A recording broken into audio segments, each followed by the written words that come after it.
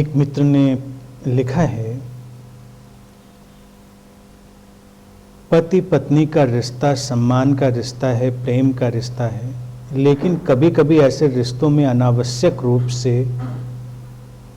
कुछ नासमझी के कारण और कुछ असजगता के कारण ऐसी बातें आ जाती हैं जो इस रिश्ते को उपयोगितावाद में धकेल देती है। कभी कभी स्त्री की अवहेलना कई कारणों से की जाती है, जिसमें बॉडी शेमिंग या फिर उसकी आर्थिक स्थिति हो सकती है। ये स्थितियां तब ज़्यादा विकट हो जाती हैं जब स्त्री आर्थिक रूप से अपने पति पर निर्भर होती है। ऐसे में कभी कभी कोई पति अपनी पत्नी से ये कहते हुए भी सुने जाते हैं कि वो उनके धन के कारण उनके साथ है। ये उसके प्रेम और उसके निष्ठा का एक विचित्र सा अपमान होता है। ऐसे वातावरण में एक स्त्री अपने आध्यात्मिक, पारिवारिक और सांसारिक जीवन में संतुलन, सजगता और समझ के साथ कैसे जिए, कृपया मार्गदर्शन करें। संबंध कोई भी हो, जटिल हैं और संबंधों को समझना, उनको ठीक से जीना, ये व्यक्ति के आध्यात्मिक विकास के लिए बहुत ही आवश्यक चीज़ है। कई बार तो मुझे लगता है कि संबंधों का जो परिदृश्य है, जो सिनेरियो है, अगर उसको हम ठीक ठीक समझ लेते हैं और उसमें हम ठीक ठीक जी पाते हैं तो हमको किसी अलग से साधना की ज़रूरत नहीं है, वो पर्याप्त है। अब ये पति पत्नी के रिश्ते की बात है। मूल रूप से देखा जाए ये मैन वुमेन, स्त्री और पुरुष के रिश्ते की बात है। समाज में एक लंबे समय से एक विचित्र सी दुविधा चलती रही है और उसका शिकार स्त्रियां होती रही हैं। कारण उसके अनगिनत हो सकते हैं, लेकिन जैसे कि खास तौर से जिस मित्र ने अपनी ये समस्या पूछी है, तो उसका पहलू ये है कि जब हम रिश्ते में आ जाते हैं तो रिश्ता हमेशा प्रेम पर ही खड़ा नहीं होता। यही हमारे जीवन की अजीब सी आयरनी है कि हम प्रेम, घृणा, शत्रुता, इन सब के अजीब से कॉकटेल में जीते हैं। हम जीवन में एक रंग ढूंढना चाहते हैं, लेकिन एक रंग होता नहीं। अब सवाल क्या है कि अगर हम बाहर खड़े होकर देखें तो हर व्यक्ति लगेगा एक ही जैसा है, लगेगा हर व्यक्ति अपने संबंधों को एक ही जैसा जी रहा है। लेकिन अगर हम थोड़ा गहराई में जाकर देखेंगे तो हमको जो दिखाई देगा उस समय वही व्यक्ति के आध्यात्मिक विकास का आईना होगा। कौन कैसे जीता है, कैसे रिएक्ट करता है, कैसे प्रतिक्रिया करता है, क्या सोच और समझ है, शब्दों का उपयोग क्या है, हर चीज़ का उपयोग हमारे संबंधों को एक अलग मायने देता है। अब सवाल उपयोगितावाद का, जैसे लिखा कि अगर कभी कभी कुछ ऐसे वाक़ये होते हैं जो पारिवारिक संबंधों को उपयोगितावाद में धकेल देते हैं, तो हम ये क्यों भूलते हैं कि संबंध उपयोगितावाद पर खड़े हैं। संबंधों में एक यूटिलिटेरियन जो अप्रोच है वो हमेशा से है। हम एक यूटोपियन सोच भी ले आते हैं कि विशुद्ध प्रेम होना चाहिए। विशुद्ध प्रेम हो तो बड़ी अच्छी बात है, हमें उसके लिए प्रयास करने चाहिए, हमें उसके लिए अपनी समझ को विकसित करना चाहिए। लेकिन आम तौर से जैसे पति पत्नी की ही बात पूछी है, तो अगर हम अपने समाज में दृष्टिपात करने जाएं तो जब ऐसे रिश्ते बनते हैं तो कितने ऐसे रिश्ते हैं जो प्रेम पर खड़े होते हैं। ज़्यादातर रिश्ते तो उपयोगिता पर ही खड़े होते हैं। आप संबंधों की तलाश करते समय, इन रिश्तों में जाते समय जो सारा कैलकुलेशन होता है उसको देखिए तो सब उपयोगिता ही तो होती है। इसीलिए मैं अक्सर कहता हूँ कि बहुत सारे संबंध ज़्यादातर वो पारस्परिक शोषण पर खड़े होते हैं। म्यूचुअल एक्सप्लॉयटेशन पर खड़े होते हैं। पारस्परिक इसलिए क्योंकि दोनों को एक दूसरे का अलग अलग तल पर शोषण करना होता है, तो वो म्यूचुअल एक्सप्लॉयटेशन बनता है। उसी के बीच बीच में हमको थोड़ा बहुत जिसको हम प्रेम कहते हैं वो भी नज़र आता है। तो ये सब चीज़ें समाज का एक आम हिस्सा है। लेकिन जिसको मैं कहता हूँ इनलाइटेंड लिविंग, जागृत जीवन जीना या एक स्पिरिचुअल लाइफ जीना, उसमें हम इन सब चीज़ों से विकसित हो रहे होते हैं और हम एक दूसरे के प्रति सम्मान के कारण, एक दूसरे के होने की जो कीमत है उसके कारण जुड़ते हैं। उपयोगिता सेकेंडरी चीज़ होती है, क्योंकि हम जहाँ कहीं हैं वहाँ उपयोगिता तो आ ही जाती है। हम साथ बैठेंगे, बात करेंगे, चलेंगे, साथ में खाएंगे, पिएंगे, तमाम चीज़ें हम करेंगे तो उपयोगिता के अलग पहलू आएंगे। लेकिन उपयोगिता सेकेंडरी है, प्राइमरी नहीं है। लेकिन अगर उपयोगिता प्राइमरी है तो बहुत सारी चीज़ें गड़बड़ होंगी।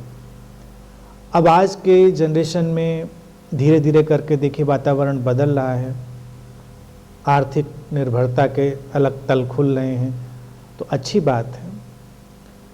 लेकिन पहले के वक्त में ऐसा कम था पहले भी ऐसा नहीं, लेकिन परसेंटेज बहुत कम था। एक तो शिक्षा का परसेंटेज ही बहुत कम था महिलाओं का, उनको पढ़ाई के मौके ही बहुत कम मिलते थे। और बहुत पुरानी बात नहीं है, हम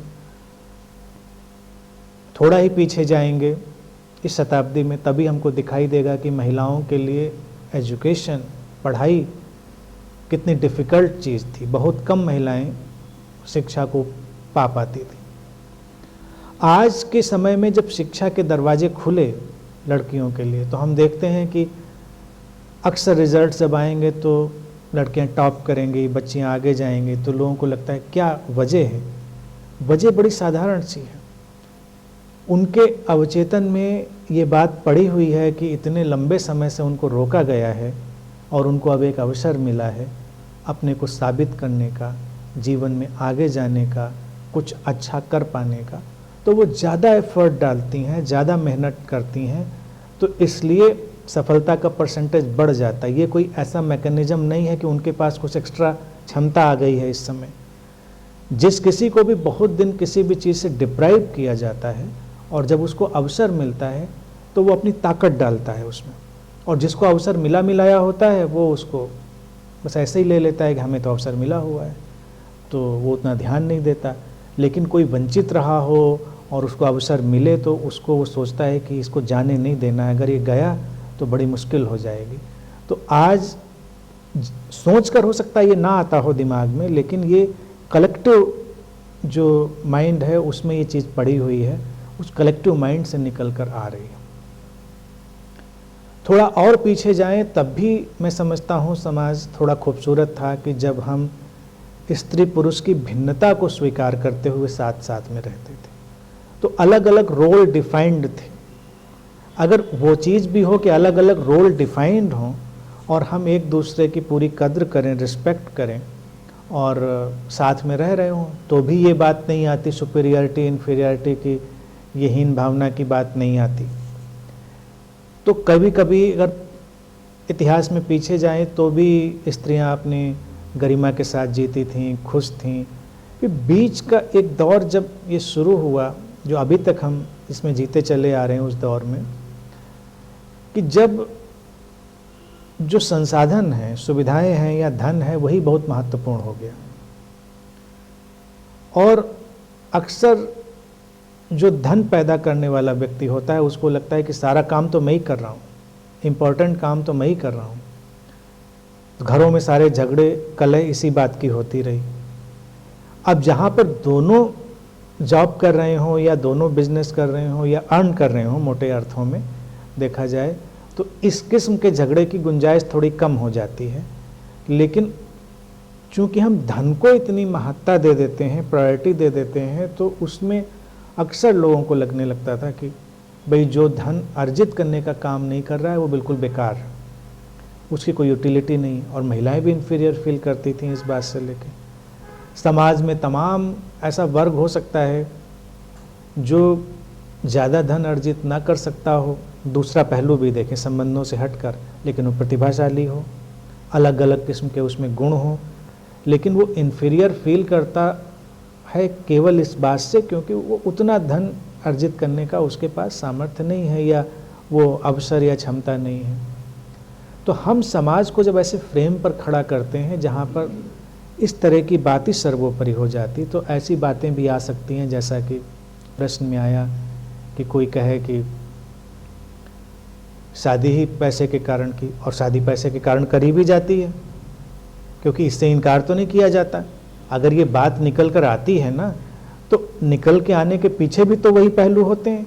अभी भी देखिए, जब शादी के लिए आप लड़की वाले लड़का तलाशने जाते हैं तो आप उसकी इनकम ही तो देखते हैं, फिगर्स में पैकेज ही तो देखते हैं।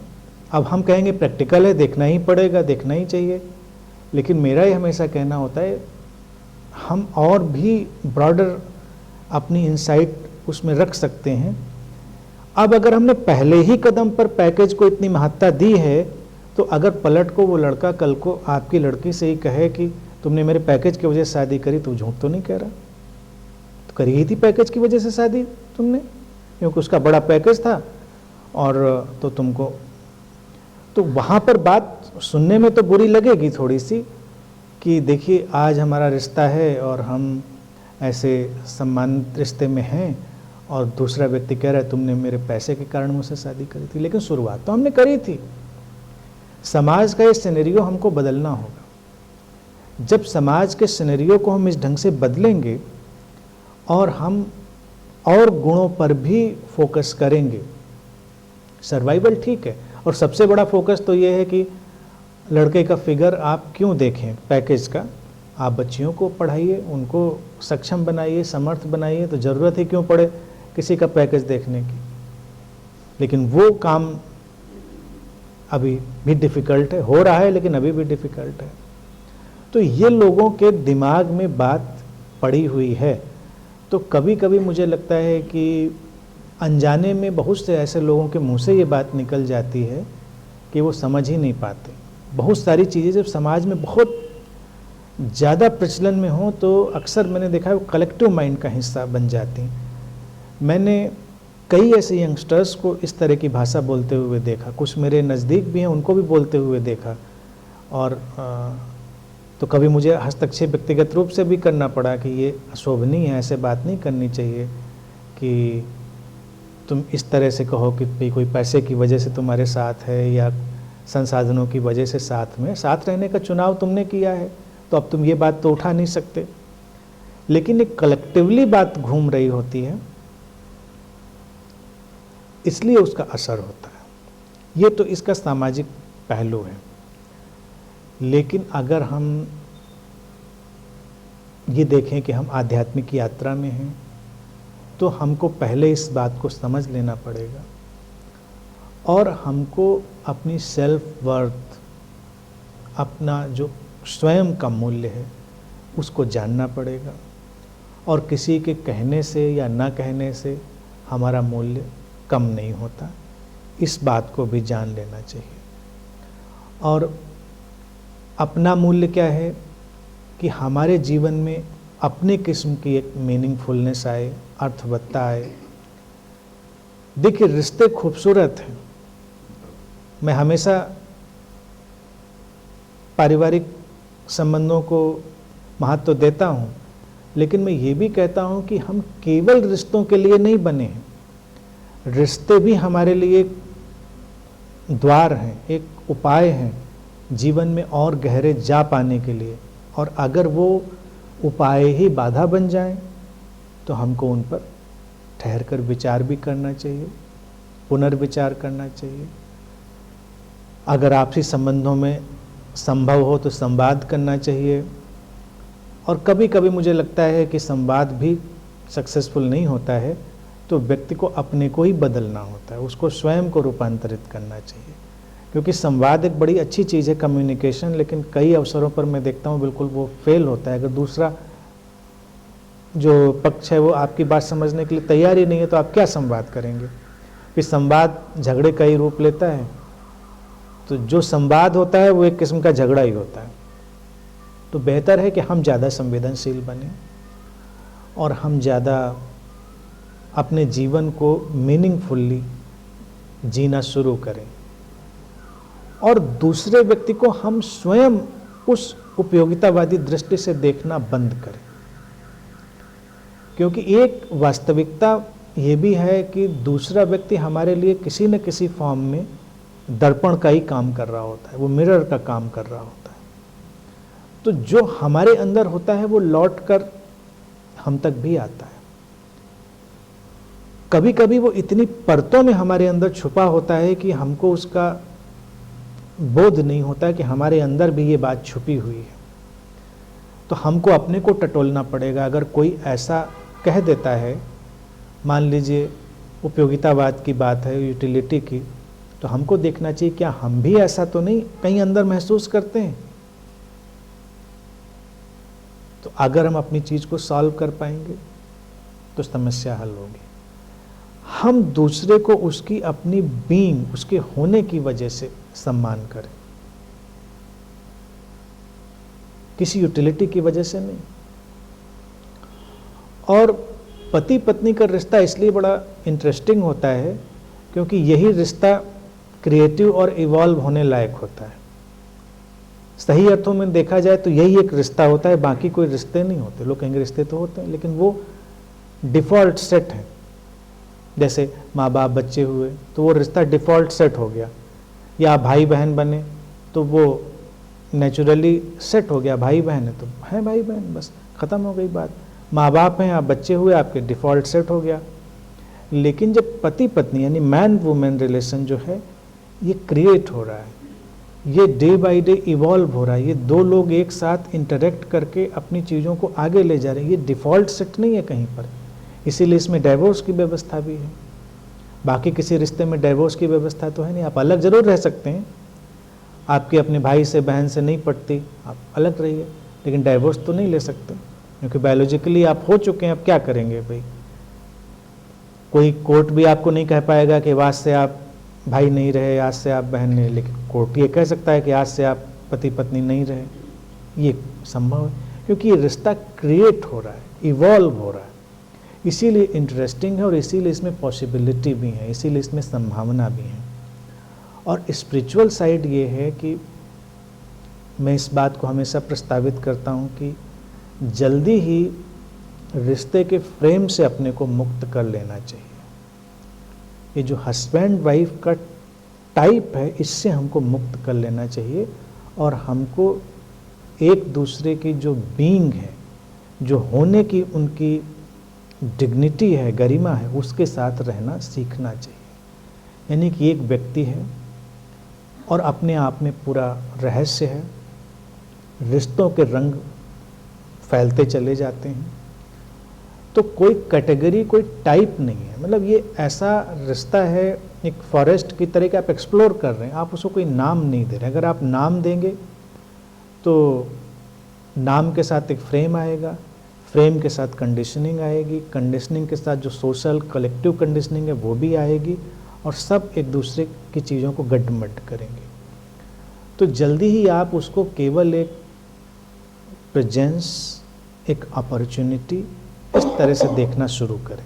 जल्दी ही कुछ दिनों में टेक ऑफ करने के लिए, जैसे आपने हस्बैंड वाइफ माना तो इसको इतना ही मान सकते हैं कि वह रनवे पर थोड़ी देर के लिए काम करेगा, बस जल्दी ही टेक ऑफ करिए, छोड़िए उसको रनवे को। और अब वो कितना भी वक्त हो सकता है, किसी का हो सकता है जल्दी, किसी का थोड़ा कुछ साल लगे। तो जब आप उसको छोड़ेंगे तो आप देखेंगे हमारे रिश्तों में बहुत सारे रंग हैं, कोई फ्रेम नहीं। और इसीलिए कई यंगस्टर्स हैरान रह जाते हैं कि जब वो ऐसे ही साथ में कोर्टशिप में हैं, उनका अफेयर है, घूम रहे, तो वो सिंड्रोम उनको नहीं पकड़ता, उस किस्म के झगड़े भी नहीं होते उनके, उस किस्म के दोषारोपण, सिर फुटौल भी नहीं होती उनकी। लेकिन जैसे वो शादी करते हैं तो कई लोगों ने मुझको रिपोर्ट किया, ऐसा लगता है जैसे कोई बायोकेमिकल चेंज हो जाता है। हस्बैंड के अंदर हस्बैंड सिंड्रोम एंटर कर जाता है और वाइफ के अंदर वाइफ सिंड्रोम एंटर कर जाता है। इसके पहले वो एक वुमेन है, वो एक मैन है, वो अच्छे दोस्त हैं, लेकिन फिर वाइफ के अंदर वाइफ सिंड्रोम और हस्बैंड के अंदर हस्बैंड सिंड्रोम, बस। अब उसमें जितने अतीत में हुए हैं सब सिंड्रोम वो सब उसमें शामिल हो जाते हैं, नज़रिया बदल जाता है।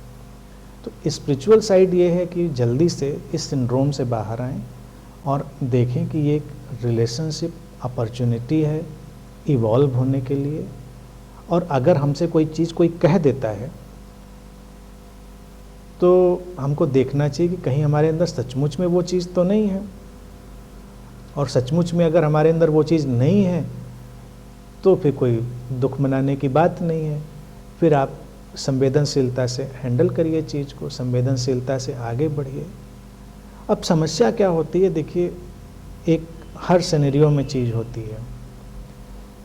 पति पत्नी में से कोई भी अगर ध्यान में ज़्यादा रुचि लेना शुरू करे, अक्सर ऐसे झगड़े उसी थ्रेशोल्ड पर आते हैं। ये रिपोर्टिंग भी उसी थ्रेशोल्ड की है जो मेरे सामने आई है।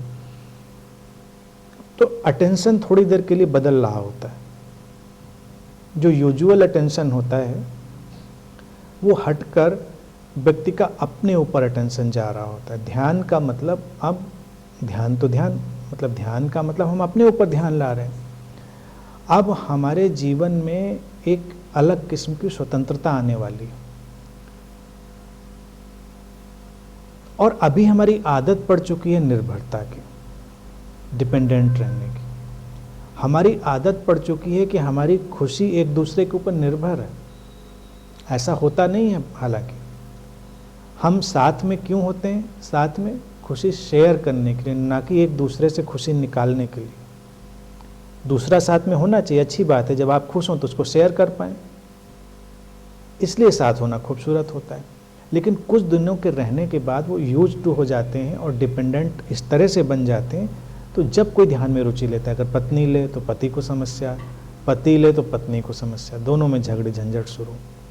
कुछ लोग इसको थोड़ा प्रैक्टिकली क्लेवरली हैंडल कर लेते हैं, समझदार अगर मैच्योर होते हैं। कुछ लोग मैच्योर नहीं होते हैं, नहीं हैंडल कर पाते हैं प्रैक्टिकली, तो उनके घर में ज़्यादा झंझट शुरू होता है। तो अगर पत्नी की रुचि बनी ज़्यादा तो पति को लगता है मेरे ऊपर से ध्यान जाने वाला है, अब लगता है मेरी कोई वैल्यू नहीं रहने वाली है, और वैसे वर्षा दूसरी तरफ से भी यही लगता है। तो ऐसे में मुझे लगता है डेलिकेट सिचुएशन ये है। तो जब कोई साधक इवॉल्व होने लगे तो उसको अपने पार्टनर पर थोड़ा ज़्यादा ध्यान देने की कोशिश करनी चाहिए। ये करुणा है। जितना आप ध्यान पहले नहीं देते थे उससे थोड़ा सा एक्स्ट्रा ध्यान दीजिए, तो उसका जो फियर है वो चला जाएगा। और जब भय में होता है व्यक्ति तो तमाम किस्म से आक्रमण करता है, वो बहुत किस्म का आक्रामक व्यवहार ले सकता है। और पैसा तो एक आक्रमण करने की बहुत बड़ी चीज़ होती है। भाई हम किसी को मनी से डिप्राइव करें या डिप्राइव करना चाहें तो बहुत बड़ा आघात है। सारा आघात तो रोटी कपड़ा मकान का ही होता है। कई महिलाओं ने मुझको ये भी रिपोर्ट किया कि ध्यान में जाने लगे तो हस्बैंड ने कहा तुम घर छोड़ दो, अब अगर तुमको ध्यान में जाना है तो अब घर मत आना। किसी ने कहा मुझको डाइवोर्स दे देना, तो मुझे सुन के हमेशा ये हंसी आती रही, हैरानी भी होती रही, मतलब इतनी क्या आफत है कि घर छोड़ दो, डाइवोर्स दे दो। लेकिन समझना पड़ेगा इस चीज़ को। क्यों? क्योंकि एक फियर है, उसको हमें हैंडल करना है। अब सवाल है कि दुनिया में जो समझदार होता है उसी को आगे चलना पड़ता है, जो ओखली में सिर देता है उसी को मूसल खाने पड़ते हैं। तो जो इस रास्ते पर, विकास के रास्ते पर, रिवोल्यूशन के रास्ते पर चला है, उसी की जिम्मेदारी थोड़ी ज़्यादा बढ़ती है। वो ये नहीं सोचे कि हम अगर अपने स्पिरिचुअल डेवलपमेंट के रास्ते पर हैं तो बाकी सब चीज़ें दूसरे लोग संभालें। वो चीज़ें भी फिर आप ही को संभालनी है, क्योंकि आप ज़्यादा समझदार हो रहे हैं। डेवलपमेंट या विकसित होने का मतलब है ज़्यादा समझदार है। तो उस समय आप अपने प्रेम पर, अपनी सेंसिटिविटी पर, अपनी चीज़ों पर ध्यान दें। कोई अगर तुम्हें विचलित करने की कोशिश करे, चाहे नज़दीक का, दूर का व्यक्ति, तो ध्यान रखें इस बात का कि इस बात के प्रति जागरूक रहें कि जल्दी विचलित ना हो। अपनी करुणा को बनाए रखें, अपने अंदर का जो संतुलन है। तो लोगों को एक वक्त पर आकर ये दिख जाता है कि ये व्यक्ति हार्मलेस है, ये अपने में प्रसन्न है, और प्रसन्न व्यक्ति के साथ हर कोई रहना चाहता है। लेकिन पहले वो ये तय कर लेना चाहता है कि ये पक्के तौर से प्रसन्न है, क्योंकि अभी हमने रियल सेंस में प्रसन्न व्यक्ति देखा नहीं होता है। तो अगर सही सेंस में कोई प्रसन्न व्यक्ति घर में पैदा हो जाता है तो लोग उसको शक की निगाह से देखते हैं। इस तक को हमको धीरे धीरे करके दूर कर देना पड़ता है। इसीलिए आप देखिए घरों में जो पारिवारिक व्यवस्था है, पारिवारिक व्यवस्था तो बड़ी विचित्र, क्योंकि हमने आधार ही वही बनाया है ना। जैसे मैंने शुरू में कहा कि पैसे की बात से हम आहत तो हैं, लेकिन हम पैसे से तो शुरू करते हैं सब कुछ, तो आहत होना नहीं, मतलब इसको एक्सेप्ट कर लीजिए, ऐसे शुरू हुआ। फिर उसके अलावा भय, लोभ, ईर्ष्या, द्वेष, आक्रमण, हिंसा, इन सब के जितने भी प्रयोग हैं ये परिवार की प्रयोगशाला में ही होते हैं। जो हमारा फैमिली है एक लेबोरेटरी है जिसमें सब एक्सपेरिमेंट होते हैं। इसीलिए आप हमेशा समाज में देखिए, कोई अगर अभी जाकर शराब पीने लग जाए बहुत प्रॉब्लम नहीं होगी। अब तो हम उसको धीरे धीरे समाज में यूज टू बना देते हैं कि नहीं तो अच्छा है, ये अच्छी सोसाइटी या अच्छे क्लास में जीने का ढंग है, ढांचा है। आप स्मोकिंग करिए, फिर आप थोड़ी बहुत ड्रग्स, अब ड्रग्स में आप अभी वो क्या होता है, आयोडेक्स लगा के ब्रेड में खाइए और पेट्रोल्स होंगे तो थोड़ी परेशानी है ड्रग्स में, सस्ती वाली ड्रग्स, कोकीन वगैरह का शॉट कभी लीजिए तो परिवार वालों को थोड़ा परेशानी होगी, लेकिन थोड़ा एलिट भी फील करते हैं क्योंकि आपने इतनी महंगी चीज़ का शॉट लिया है ना, कोई हल्की फुल्की चीज़ का तो शॉट लिया नहीं है। तमाम घरों में माँ बाप जानते हैं हमारे बच्चे ऐसा करते हैं। जाकर आप गैम्बलिंग करिए या रेस कोर्स में घोड़े दौड़ाइए या आप और जितनी भी बेवकूफ़ियाँ हो सकती हैं समाज में सारी करिए, किसी कोई प्रॉब्लम नहीं होगी, क्योंकि आप अभी नॉर्मली एडजस्ट हैं। यानी कोई ऐसा काम आपने नहीं किया है जो हटकर हो, यानी कि उस अनअवेयरनेस को तोड़ने वाला हो। सारे काम अभी फिट हैं उसी ढांचे में। वो ग्रीड एंड फियर का जो पूरा स्पेक्ट्रम है उसको लंबा विस्तार देने के बजाय दो ही शब्द में हम कह सकते हैं, ग्रीड और फियर, जो भय और लोभ का, उसी में सब शामिल हो जाता है। तो परिवार वाले सब ठीक रहते हैं। कोई डिप्रेशन में जाए, एंजाइटी में जाए, किसी कोई प्रॉब्लम नहीं है। घर में हर दूसरे दिन किसी पे फिट पड़ जाए, चीखने चिल्लाने का, क्रोध करने का, सब नॉर्मल है। रोने धोने का फिट पड़ जाए किसी के ऊपर हर आए दिन, सब नॉर्मल है। यानी कि डिप्रेशन, एंजाइटी, डिसऑर्डर, जितनी सब चीज़ें एक्सेप्टेड हैं, क्योंकि लगता है यही तो नॉर्मल लाइफ है। लेकिन कोई व्यक्ति कांस्टेंट हफ्ते भर खुश रह जाए, पीसफुल रह जाए, कोई परेशानी नहीं, सब उतार चढ़ाव ज़िंदगी के चल रहे हैं और वो बिल्कुल अवेयर, बैलेंस्ड, हार्मोनाइज्ड ज़िंदगी जी रहा है, तो लोग बड़ा विचलित होते हैं, डाउट करते हैं कि इसका इलाज करना चाहिए, ये कुछ गड़बड़ हो रहा है। यहीं पर जो एक साधक की चुनौती है, मैं समझता हूँ एक मेडिटेटर की यहीं पर चुनौती होती है कि उसको यहाँ पर सरेंडर करने के बजाय थोड़े दिन इसको और कैरी करना चाहिए, क्योंकि लोग हर किस्म से इसको करके देख लेना चाहते हैं कि असली नहीं नकली है। क्योंकि आए दिन मुझको लोग रिपोर्ट करते हैं, लोग कहेंगे अच्छा तुम तो ध्यान में जाते हो, तुम तो ध्यान में जाती हो, तुम तो ध्यान करते हो, तुमको 2 साल हो गए, तुमको 3 साल हो गए, तुमको गुस्सा आता है, तुमको अभी ये होता है, तुम्हारा अभी मन करता है, तुम्हें शॉपिंग करने का मन करता है, तुम तो बहुत अष्टावक्र को सुनती हो या सुनते हो और तुम कर शॉपिंग जाएंगे। अष्टावक्र तो लंगोटी लगा के घूमते थे, या मतलब ऐसी बातें तो कम से कम कहते ही थे त्याग और डिटैचमेंट की, तो डिटैचमेंट तो नहीं नज़र आता। लोग किसी न किसी तरह से आपको शेक करने की कोशिश करते हैं। तब आपके पास आंसर होने चाहिए इन बातों के कि नॉर्मल है। मेडिटेटर को भी गुस्सा आता है जब ज़रूरत होती है, उसके अंदर भी डिज़ायर्स उठती हैं गिरती हैं जब ज़रूरत, वो डिज़ायर्स के पीछे नहीं भागता, एक अलग बात है। वो भी शॉपिंग करता है, सारी नॉर्मल लाइफ जीता है, कोई एबनॉर्मल नहीं है।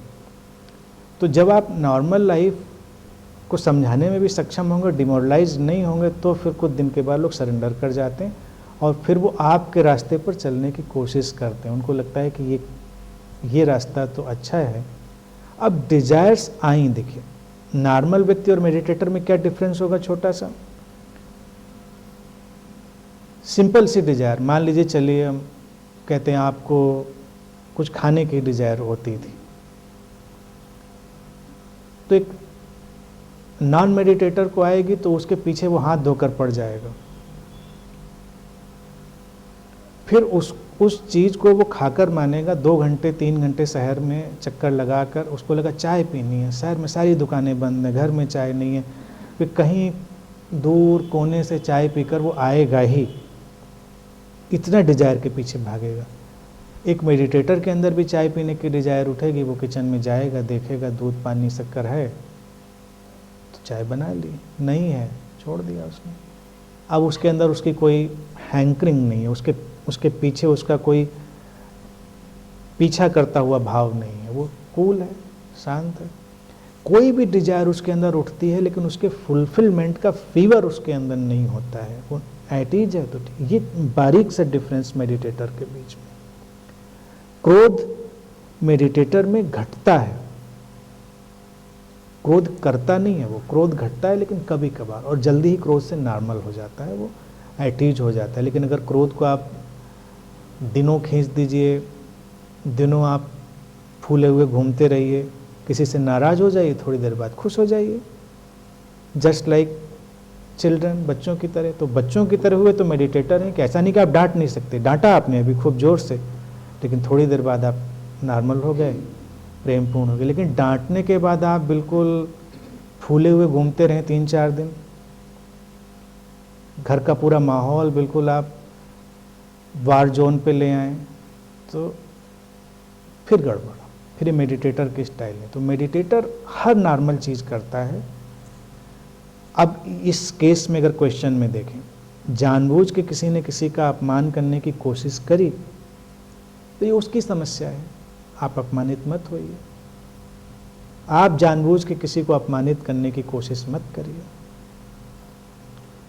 आप शांत बने रहिए।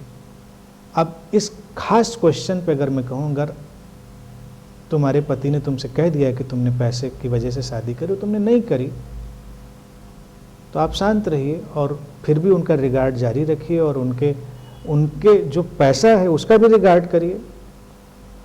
और ये नहीं सोचे कि आगे से इनसे एक पैसा नहीं लेना है, आगे से इनसे कोई काम नहीं करना है। जल्दी उनसे कार्ड मांगिए और अच्छी सी शॉपिंग करिए। उनको भी तो पता चलना चाहिए कि उनके पैसे की कोई वैल्यू है, नहीं तो पैसा इकट्ठा करके करना क्या है।